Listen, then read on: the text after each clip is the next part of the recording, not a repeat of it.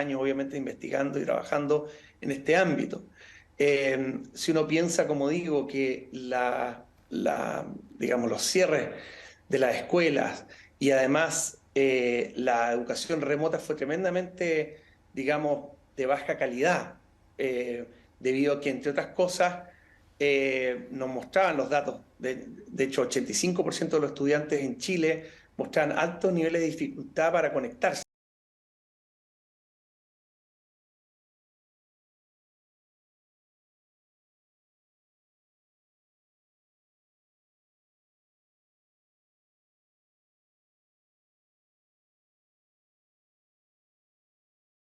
Decir que esperábamos un shock incluso mayor al que se ve. No quiero minimizar, digamos, la situación de la educación.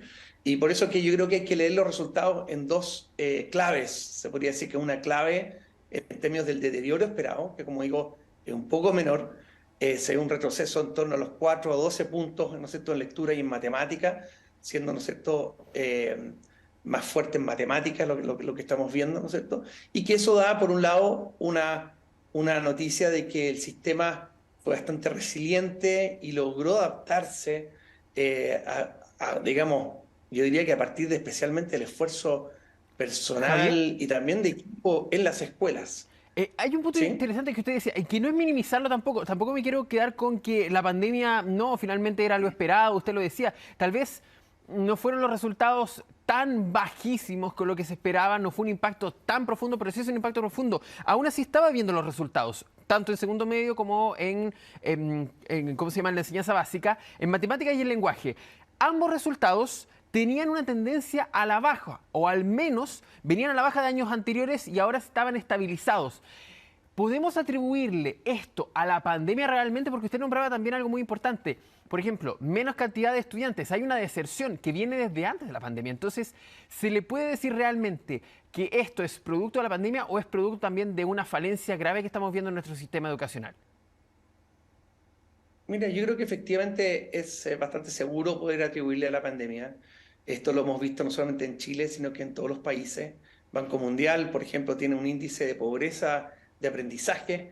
América Latina es la región que más ha aumentado el nivel de pobreza, llegando a casi 80% de los niños se encuentran en una situación de pobreza de aprendizaje. Esto significa que a los 10 años, básicamente estos niños tienen serias dificultades en lo que es, por ejemplo, entender y comprender un texto simple, ¿ya? Por lo tanto, yo diría que es bastante seguro o razonable plantear que estas disminuciones que son significativas estadísticamente, en el caso de matemáticas son 5 puntos, en cuarto básico 12 puntos en educación media, y en el caso del lenguaje una baja significativa estadísticamente de 6 puntos en segundo medio.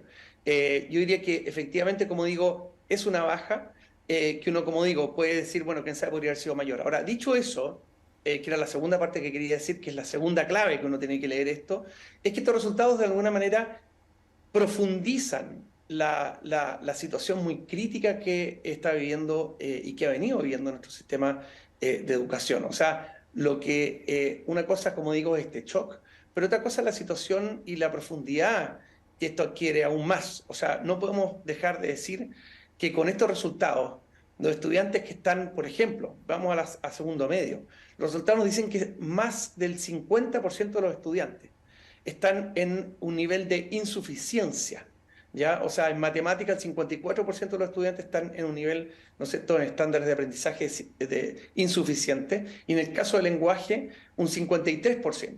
Entonces, si bien esto es un aumento, como digo, en el porcentaje de estudiantes es insuficiente, en algunos casos 3%, en el otro caso de 7%, lo importante es que estamos hablando ya de niveles muy altos en términos absolutos, o sea, inaceptable, yo diría, totalmente para un país como Chile, y que esto claramente pone en riesgo no solamente el futuro de estas generaciones, sino que el futuro del país.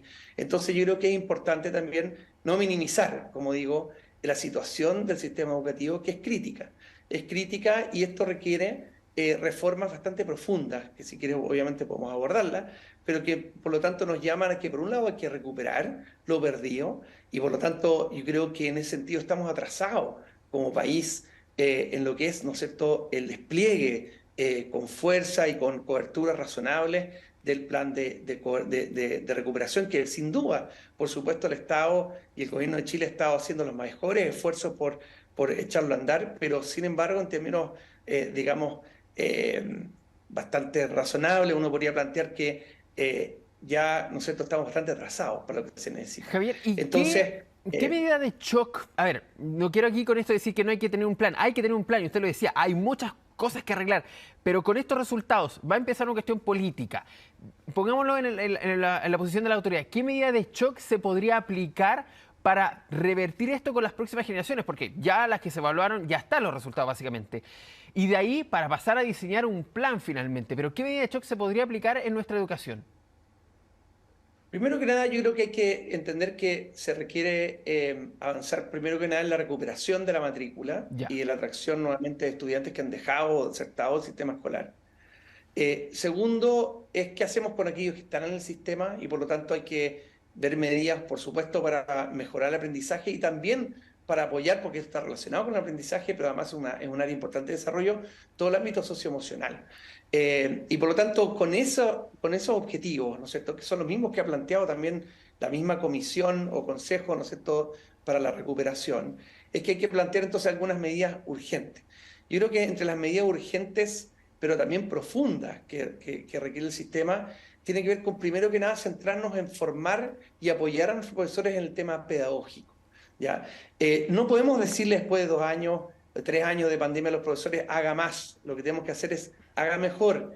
¿Y qué significa eso? Es basarnos en la evidencia de cuáles son aquellas prácticas pedagógicas que tienen más efecto en el aula, en el aprendizaje de los estudiantes, que son la metacognición, el aprendizaje colaborativo, la retroalimentación formativa, en fin. Entonces, el primer ámbito tiene que ver con este tema de las pedagogías altamente efectivas y formar a los profesores para ello. Es el primer tema. El segundo tiene que ver con cómo fortalecemos los sistemas de apoyo pedagógico desde el Estado, ya sea a través del Ministerio de Educación o a través de los SLEP, digamos, ¿no es cierto?, de los servicios locales de educación.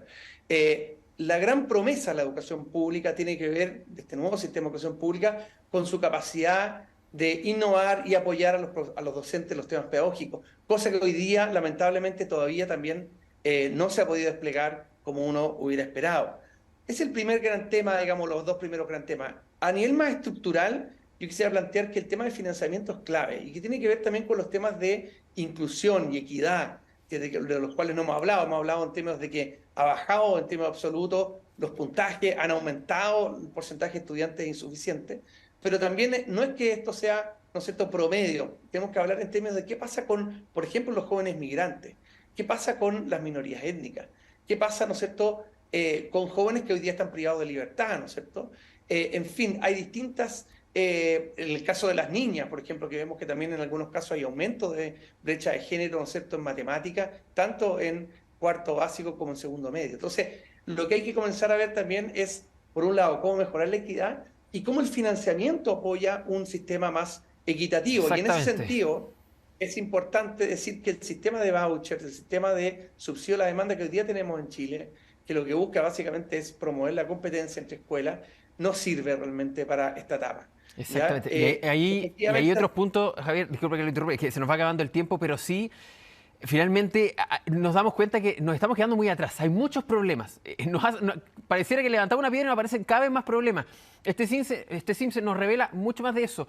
Entonces, claro, al final va a ser una larga lucha, finalmente, de parte de la autoridad, de parte de ustedes.